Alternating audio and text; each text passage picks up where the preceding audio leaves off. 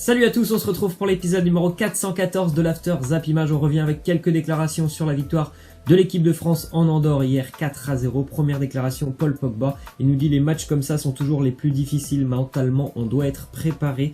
On joue contre des joueurs plus faibles tout en les respectant. Il faut rester professionnel et faire comme une grande équipe. C'est ce qu'ont fait les Bleus hier. En tout cas, ils ont montré bien évidemment un autre visage que par rapport au match face aux Turcs la semaine passée. En même temps, c'était pas très compliqué de faire mieux. Mais en tout cas, il y avait déjà bien évidemment l'envie hier face à Andorre. Donc ça a tout de suite porté ses fruits. L'équipe de France a tout de suite très rapidement pris le jeu à son compte. Après, bien évidemment aussi, il n'y a pas le même niveau non plus entre la sélection d'Andorre et la sélection turque. En tout cas, ça fait du bien quand même, je pense, à tout le groupe français de partir en vacances sur une bonne note. Une autre déclaration, c'est Florian Thauvin qui a d'ailleurs inscrit son premier but hier avec les Bleus ainsi que sa première passe décisive. Il nous dit c'est une superbe soirée pour nous tous collectivement et pour moi aussi personnellement. C'est un rêve qui se réalise, marquer mon premier but avec l'équipe de France. C'est quelque chose dont j'ai toujours rêvé. Je pense que je vais passer de bonnes vacances. Tant mieux pour Florian Thauvin qui a d'ailleurs marqué un très joli but. Vous avez l'arrêt sur l'image. Une magnifique bicyclette pour Florian Thauvin qui était aussi intéressant dans le jeu. Après, bien évidemment, on ne pourra pas tirer énormément de conclusions de ce match. Comme on l'a dit, voilà, l'adversaire Andorre était quand même relativement faible. Même s'il y avait beaucoup de changements dans le 11 titulaire français. Je ne suis pas sûr que lors du premier match de l'équipe de France, dans 3 mois, on retrouvera les joueurs qu'on a vus hier sur le terrain. En tout cas, tant mieux pour certains qui ont marqué leur premier but, comme Thauvin, comme Zouma et comme aussi Wissam Ben Yedder qui a marqué hier avec l'équipe de France et qui a réalisé une saison quand même très très bonne hein, au total. Équipe de France plus avec le FC Séville, c'est 50 matchs, 29 buts, 9 passes décisives pour Ben Yedder hein, qui a annoncé hier lors d'une déclaration qu'il espérait pourquoi pas rejoindre un très grand club cet été, ou en tout cas viser peut-être un petit peu plus haut que le FC Séville. En tout cas, les statistiques elles parlent pour lui. C'était une super saison pour l'attaquant.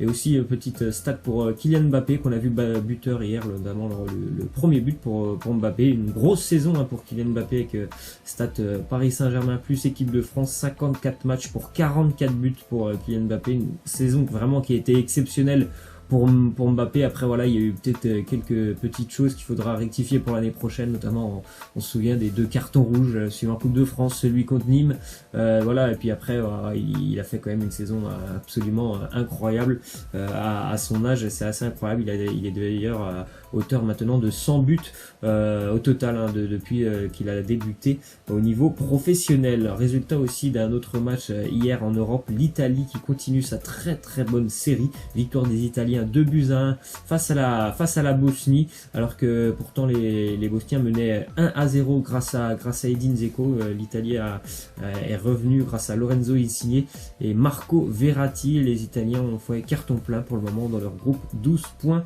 sur 12. Petit arrêt sur image pour les autres matchs d'hier. Vous avez notamment le carton de l'Allemagne face à l'Estonie 8-0, la victoire de la Hongrie face au Pays de Galles de Gareth Bale 1-0. Dans le même groupe que l'équipe de France, tout le monde est à 9 points. Enfin, les meilleurs, on va dire, sont à 9 points en haut du classement puisque l'Islande a battu la Turquie 2-1. Victoire aussi pour la Russie face à Chypre 1-0, pour la Belgique face à l'Écosse 3-0 et pour la Finlande dans le groupe de l'Italie, les Finlandais qui sont plutôt pas mal partis aussi pour se qualifier avec une victoire au Liechtenstein 2-0. Déclaration d'Antoine Griezmann hier, une déclaration assez surprenante sur son avenir. Il nous dit mon avenir c'est encore trop tôt, je suis le premier à vouloir que mon futur soit réglé, mais il faut attendre, je ne sais pas si je continuerai à jouer en Espagne. Dans 2 semaines on en saura plus. Ce que je veux c'est jouer au football et m'amuser. C'est un petit peu surprenant là quand même. Il nous annonce qu'il ne sait pas s'il continuera à jouer en Liga l'année prochaine, Antoine Griezmann, même si bien évidemment actuellement on n'a pas plus d'infos et on pense toujours que le FC Barcelone pourrait être une piste sérieuse. En tout cas, il ne sait pas s'il jouera en Espagne l'année prochaine, mais rappelez-vous de la déclaration qu'il nous a fait hier. Il a dit moi je sais où je vais jouer l'année prochaine, et là il nous sort je ne sais pas si je jouerai en Espagne. Ça, je pense que ça peut encore amener encore plus de doutes autour de sa future destination. J'ai l'impression quand même que c'est de moins en moins plausible que ça soit le Barça. Après, ce ne sont que des déclarations bien évidemment, mais ça laisse quand même un flou autour de son avenir à Griezmann. En tout cas, il annonce que peut-être que dans 2 semaines, il y aura quand même on va dire quelque chose qui aura un petit peu bougé au niveau de son transfert. Une autre info aussi du côté du Real Madrid. Le Real Madrid pense toujours bien évidemment à Paul Pogba. Après voilà, c'est quand même un dossier compliqué, ça sera très cher. Manchester n'est pas forcément vendeur pour Paul Pogba, même si Pogba aurait visiblement très envie de rejoindre le Real Madrid, ça semble un petit peu compliqué. Donc l'autre piste pour le Real Madrid, ce serait tout simplement Tanguy Ndombele, si jamais il y a un échec dans le dossier Paul Pogba. Des infos maintenant en France avec de l'arrivée du côté du FC Metz du jeune Fabien Santon qui quitte le Racing Club de Lens. C'est un bon renfort pour les Messins. On l'a vu, Fabien Santon, souvent titulaire indiscutable du côté du Racing cette année. Une autre info aussi du côté du Racing Club de Lens, plusieurs arrivées ont été enregistrées, 4 arrivées au total. Yannick Cahuzac qui va apporter toute son expérience du côté de Lens. Il y a 34 ans, Yannick Cahuzac, il signe libre, il a passé la saison à Toulouse. On a aussi l'arrivée de Florian Sotoka qui nous vient de Grenoble, de Manuel Pérez qui arrive de Clermont, qui est un jeune joueur assez technique, et de Clément Michelin aussi qui vient de Toulouse.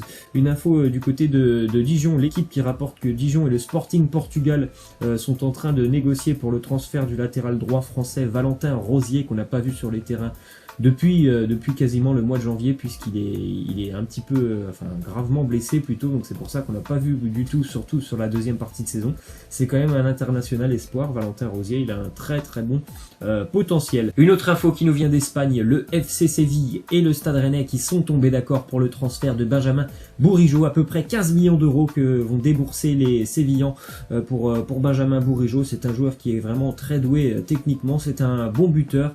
Je pense qu'il peut vraiment progresser du côté de Séville. On sait que Séville est une équipe qui fait en général progresser bon nombre de joueurs et qui a quand même un jeu assez offensif. C'est un jeu où les joueurs, je pense, peuvent vraiment prendre du plaisir, et Bourigeaud, je pense qu'il a vraiment des capacités pour pas mal exploser du côté de l'Espagne. Une autre info aussi en France avec un joueur qui a un petit peu des qualités similaires justement à Benjamin Bourigeaud, c'est Flavien Tell, le joueur du SCO d'Angers, qui devrait quitter Angers cet été. De nombreux clubs sont intéressés, notamment Marseille et le Stade Rennais, qui sont actuellement, on va dire, les plus insistants sur le dossier. Lui aussi, c'est un joueur qui vraiment techniquement, il est très doué. Flavien Tell, techniquement, c'est aussi un bon buteur. Il marque peut-être un petit peu moins que Bourigeaud, mais voilà, techniquement c'est quelqu'un qui est très à l'aise avec le ballon.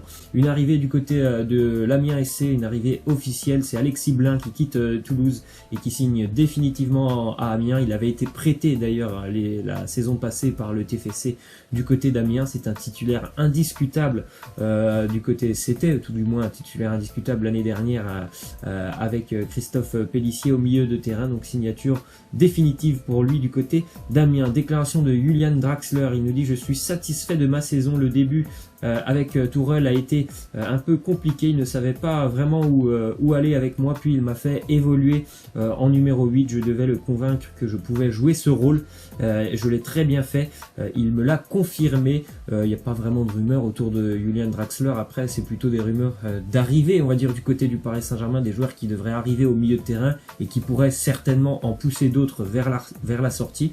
En tout cas, Draxler, moi personnellement, j'ai pas trouvé que c'était une saison exceptionnelle de la part de Julian Draxler, mais il est vrai qu'il a quand même, de par leur nationalité, à Tourelle et Draxler, il y a quand même une certaine osmose, on va dire, entre les deux, entre l'entraîneur et son joueur. Une autre déclaration d'André Di Maria, il nous dit: je comptais quitter le Paris Saint-Germain d'Unai Emery, je voulais retrouver la sélection à tout prix, alors j'ai parlé avec le nouveau coach Tourelle et il m'a dit qu'il comptait sur moi, cela m'a donné de la confiance et je crois que cette saison est là pour le prouver. Ouais, pour moi ça a été vraiment encore une fois une bonne saison de la part de Di Maria. Encore une fois, il a explosé sur la deuxième partie de saison, c'était certainement le Parisien qui était le plus en forme, donc ça a été vraiment une très belle saison. J'espère qu'il pourra continuer, parce que dernièrement il y avait quand même quelques rumeurs qui disait qu'il pouvait quitter le club, mais je pense vraiment qu'il va continuer. Le Paris Saint-Germain a besoin d'André Di Maria dans le futur. Déclaration de Bernardo Silva qui nous dit: cette saison est incroyable, la finir avec un autre titre est encore plus incroyable, je remercie tous mes coéquipiers et les supporters, maintenant c'est le moment de se reposer et de célébrer aussi. Ce fut une saison fantastique pour moi, bien évidemment, avec le titre aussi avec la sélection portugaise la semaine dernière, et tout ce qu'il s'est passé du côté de Manchester City, ces nombreux titres avec avec les Citizens. Ça a été une saison incroyable pour lui, qui a été pour moi tout simplement l'un des meilleurs Citizens, si ce n'est le meilleur Citizens. Voilà, c'est techniquement Bernardo Silva, c'est quand même du très très haut niveau.